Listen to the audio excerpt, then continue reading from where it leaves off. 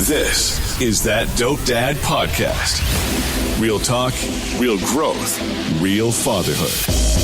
No fake motivation, no perfect dads, just real conversations about becoming better men, husbands, and fathers.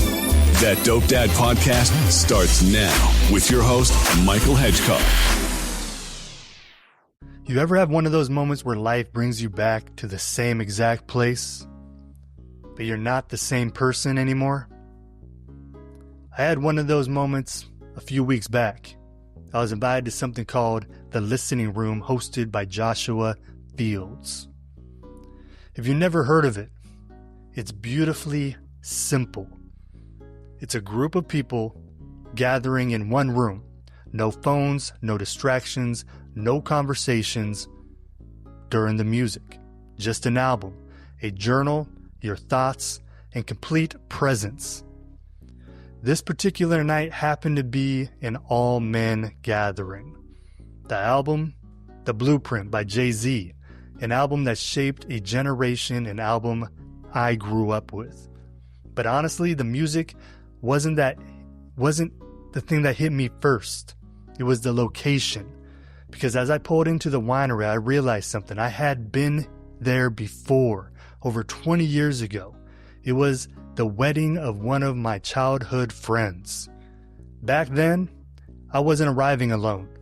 I was surrounded by the guys I had grown up with, the men I called my brothers.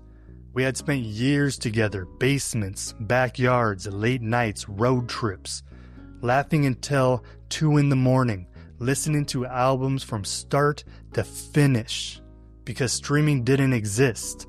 When a new album came out, you didn't skip around. You bought the CD, you opened the case, you looked through the booklet, you listened to every song together.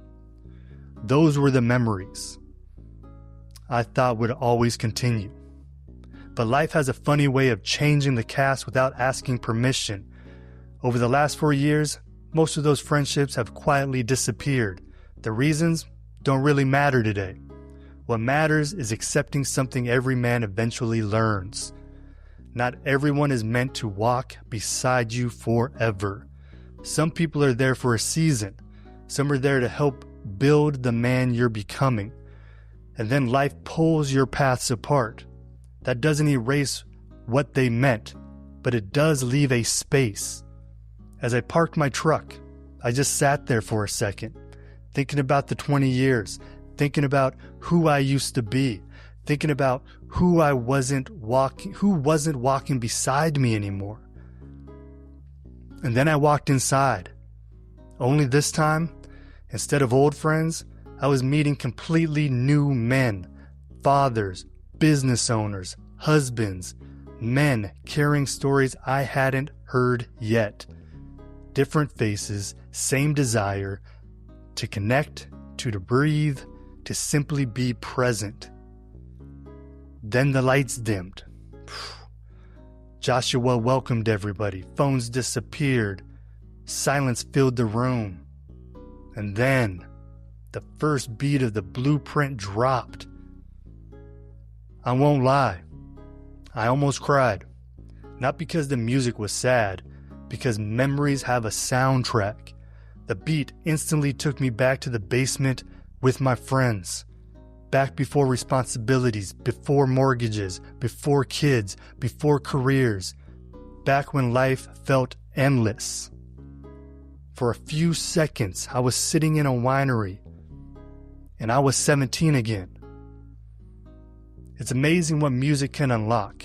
We spend so much of our lives trying to move forward, but sometimes one song reminds you exactly where you've been, and then something unexpected happens.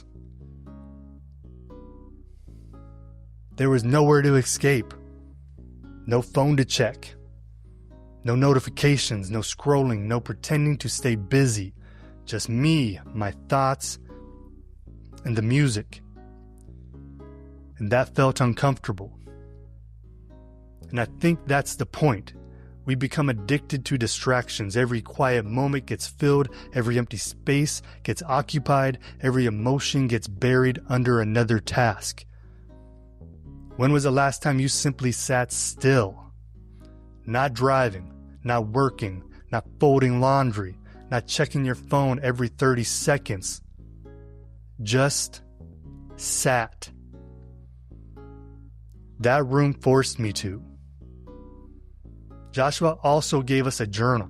For every song, there were questions, not about the album, but about ourselves. Questions that made you reflect. Questions that made you ask, who am I becoming? What am I carrying? What do I need to let go? And I don't think most men spend enough time asking themselves those questions. We're taught to solve problems, provide, protect, produce. But very few of us,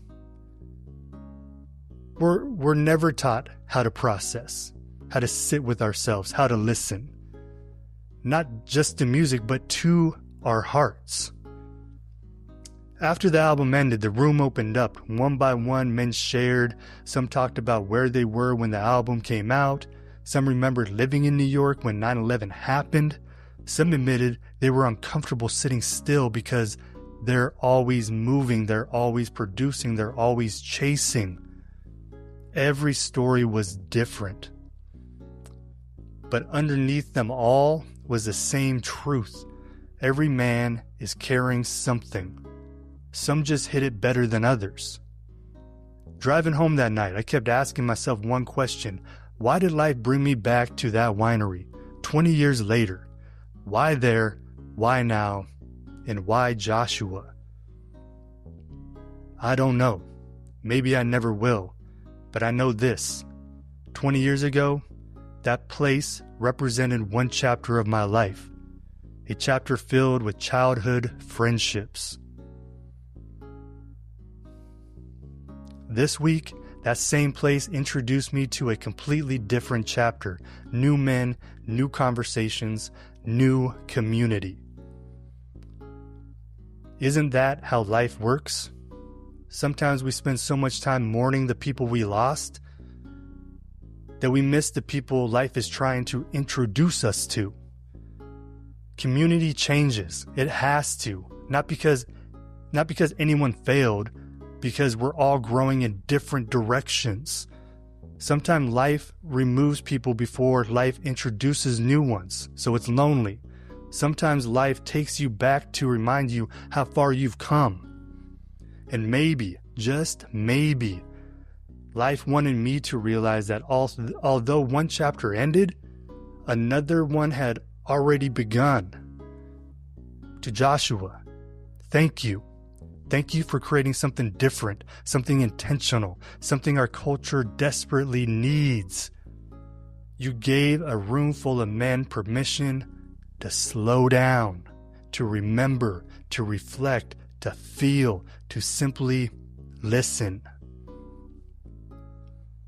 I walked into that room carrying more than I realized. I walked out feeling lighter.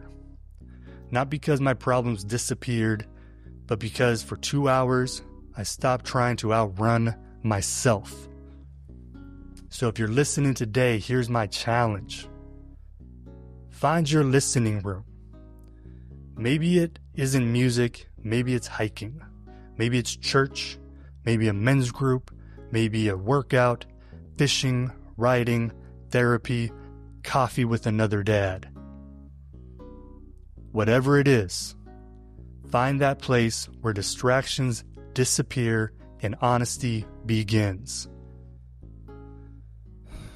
Because men don't just need productivity, we need presence.